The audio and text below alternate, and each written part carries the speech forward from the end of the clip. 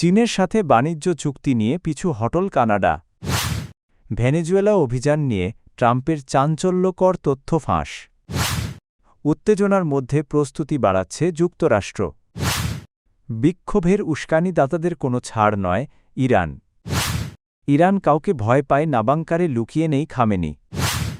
চীনের সঙ্গে কোনো ধরনের মুক্ত বাণিজ্য চুক্তিতে যাওয়ার পরিকল্পনা নেই, এ কথা স্পষ্ট জানিয়ে দিয়েছেন কানাডার প্রধানমন্ত্রী মার্ক কার্নি। মার্কিন প্রেসিডেন্ট ডোনাল্ড ট্রাম্প কানাডার পণ্যের ওপর ১০০% শুল্ক আরোপের হুমকি দেওয়ার পর রবিবার এ মন্তব্য করেন কার্নি। ট্রাম্প দাবি করেছিলেন কানাডা যদি চীনের সঙ্গে বাণিজ্য চুক্তিতে অগ্রসর হয় তবে তাকে চরম মূল্য দিতে হবে। এর জবাবে কার্নি বলেন চীনের সঙ্গে সাম্প্রতিক সমঝোতা কোনো মুক্ত বাণিজ্য চুক্তি নয়, এটি কেবল নির্দিষ্ট কিছু খাতে শুল্ক সমন্বয়ের একটি সীমিত সমঝোতা। কানাডার কৃষিপণ্যের ওপর চীনের কর কমানোর বিনিময়ে চীনা ইলেকট্রিক গাড়ির ওপর শুল্ক কমানো হয়েছে। ট্রাম্প সামাজিক মাধ্যমে অভিযোগ করেন চীন কানাডাকে দখল করে নিচ্ছে এবং কানাডাকে যুক্তরাষ্ট্রে চীনা পণ্য প্রবেশের ট্রানজিট পোর্ট হতে দেওয়া হবে না বলে হুঁশিয়ারি দেন।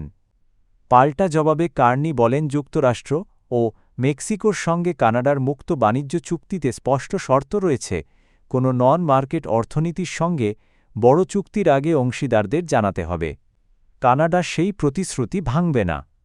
এদিকে দাভোসে বিশ্ব অর্থনৈতিক ফোরামে ট্রাম্পের মন্তব্য যুক্তরাষ্ট্রের কারণেই কানাডা টিকে আছে এরও তীব্র প্রতিবাদ জানিয়েছেন কার্নি। তিনি বলেন কানাডা প্রমাণ করবে যে স্বৈরতান্ত্রিক চাপের কাছে নতি স্বীকার করতে হয় না। বিশ্লেষকদের মতে গ্রিনল্যান্ড ইস্যু ও ন্যাটোর ভেতরের অস্থিরতার প্রেক্ষাপটে যুক্তরাষ্ট্র কানাডা সম্পর্ক বর্তমানে নতুন করে উত্তেজনার মধ্য দিয়ে যাচ্ছে। যুক্তরাষ্ট্রের প্রেসিডেন্ট ডোনাল্ড ট্রাম্প দাবি করেছেন ভেনেজুয়েলার প্রেসিডেন্ট নিকোলাস মাদুরোকে আটক করার সাম্প্রতিক অভিযানে মার্কিন বাহিনী একটি গোপন উচ্চ প্রযুক্তির মারণাস্ত্র ব্যবহার করেছে।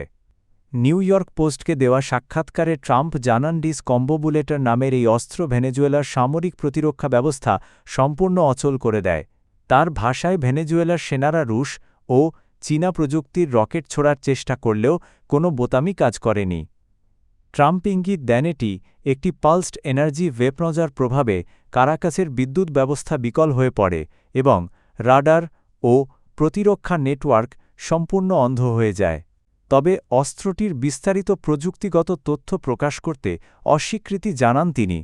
এদিকে সফল অভিযানের পর এবার মাদক কার্টেলের বিরুদ্ধে সামরিক অভিযান শুরুর হুঁশিয়ারি দিয়েছেন ট্রাম্প। তিনি বলেন প্রয়োজনে মেক্সিকোতেও স্থল অভিযান চালানো হতে পারে। ইতোমধ্যে প্রশান্ত মহাসাগরে একটি মাদকবাহী নৌকায় মার্কিন হামলার বিষয় নিশ্চিত করেছেন তিনি।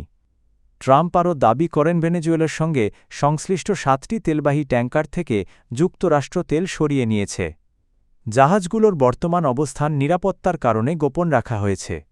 সাক্ষাৎকারে ট্রাম্প জানান ভেনেজুয়েলার বিরোধী নেত্রী মারিয়া করিনা মাচাদো তাকে একটি নোবেল শান্তি পুরস্কার উপহার দিয়েছেন যা বর্তমানে ওভাল অফিসে রাখা আছে। ইরানের সঙ্গে উত্তেজনার মধ্যে বড় ধরনের সামরিক প্রস্তুতি নিচ্ছে যুক্তরাষ্ট্র। বিমানবাহী রণতরী ইউএসএস আব্রাহাম লিঙ্কন নেতৃত্বাধীন একটি বিশাল নৌবহর ইরান অভিমুখে অগ্রসর হচ্ছে। একই সঙ্গে মধ্যপ্রাচ্যে বাড়ানো হচ্ছে মার্কিন সেনা ও যুদ্ধবিমানের উপস্থিতি। অন্যদিকে ইরানও পাল্টা প্রস্তুতি নিচ্ছে। দেশটির এক জ্যেষ্ঠ কর্মকর্তা হুঁশিয়ারি দিয়ে বলেছেন, আমাদের আঙুল বন্দুকের ট্রিগারে রয়েছে। এই পরিস্থিতিতে ইরানের তথাকথিত ছায়া নৌবহর অর্থাৎ নিষেধাজ্ঞার আওতায় তেল পরিবহনকারী 9টি জাহাজ এবং আরও 8টি সংশ্লিষ্ট প্রতিষ্ঠানের ওপর নতুন নিষেধাজ্ঞা দিয়েছে ওয়াশিংটন। রয়টার্স জানায় বিক্ষোভ দমনে সহিংসতার অভিযোগে এসব নিষেধাজ্ঞা আরোপ করা হয়েছে। জাহাজগুলোর মালিকানা ও ব্যবস্থাপনায় ভারত, ওমান ও সংযুক্ত আরব আমিরাতভিত্তিক প্রতিষ্ঠান যুক্ত রয়েছে। এদিকে মার্কিন নৌবাহিনীর এক কর্মকর্তার বরাতে এপি জানিয়েছে ইউএসএস আব্রাহাম লিঙ্কন ও তার সঙ্গে থাকা 3টি ডেস্ট্রয়ার দক্ষিণ চীন সাগর পেরিয়ে ইতোমধ্যে ভারত মহাসাগরে পৌঁছেছে।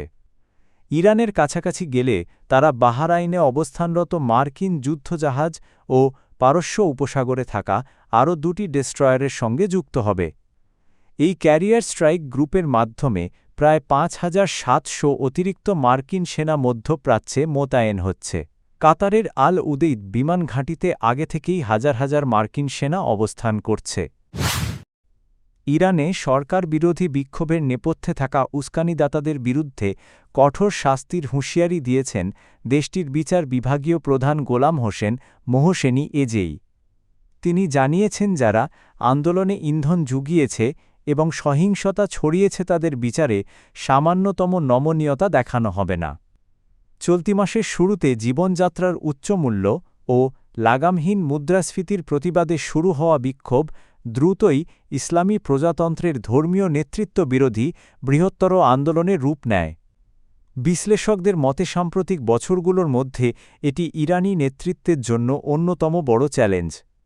রাষ্ট্রীয় বার্তা সংস্থা মিজান অনলাইন জানিয়েছে, এজেই বলেছেন, দাঙ্গা সন্ত্রাস এবং ধ্বংসাত্মক কর্মকাণ্ডের মূল হোতাদের দ্রুত বিচারের আওতায় এনে দোষী প্রমাণিত হলে কঠোরতম সাজা নিশ্চিত করা হবে। তিনি তদন্ত কর্মকর্তাদের প্রতিটি ঘটনার সর্বোচ্চ গুরুত্ব দিয়ে অনুসন্ধানের নির্দেশ দিয়েছেন।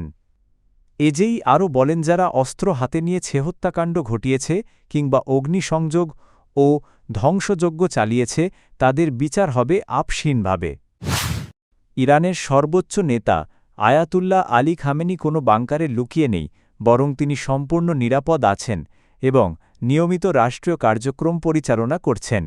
ভারতে নিযুক্ত ইরানের কনসাল জেনারেল সাইদ রেজা মোসায়েব মোতলাক দেওয়া এক সাক্ষাৎকারে এ তথ্য জানিয়েছেন। তিনি বলেন, পশ্চিমা কিছু গণমাধ্যম খামেনিকে ঘিরে উদ্দেশ্যমূলক গুজব ছড়াচ্ছে। যদিও বর্তমান পরিস্থিতিতে সর্বোচ্চ নেতাকে বিশেষ নিরাপত্তা দেওয়া হচ্ছে, তবে তিনি নিয়মিত কর্মকর্তাদের সঙ্গে বৈঠক করছেন এবং রাষ্ট্র পরিচালনায় সক্রিয় আছেন। সাম্প্রতিক সরকার বিরোধী বিক্ষোভ প্রসঙ্গে মোতলাক দাবি করেন, এই অস্থিরতার পেছনে বিদেশি গোয়েন্দা সংস্থার মদদ রয়েছে। তার ভাষ্য অনুযায়ী সহিংসতায় ৩,১১৭ জন নিহত হয়েছেন, যার মধ্যে বেসামরিক নাগরিক ও নিরাপত্তা বাহিনীর সদস্য ছাড়াও সশস্ত্র গোষ্ঠীর সদস্য রয়েছে। সরকার প্রথম দিকে ধৈর্য দেখালেও নাশকতা শুরু হলে কঠোর ব্যবস্থা নিতে বাধ্য হয়।